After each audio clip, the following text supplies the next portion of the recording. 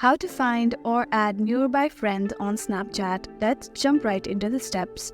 First off, you want to go ahead and open Snapchat on your phone.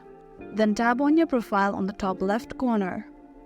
Now here you want to scroll down and tap on Snap Map. As soon as you tap on it, you will reach to this page. And then you want to tap on your Bitmoji here.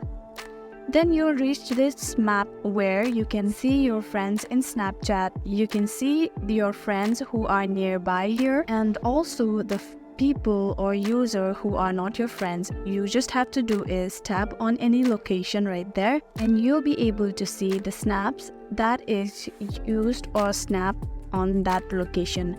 And then you can go ahead and tap on any snap and add them as your friend.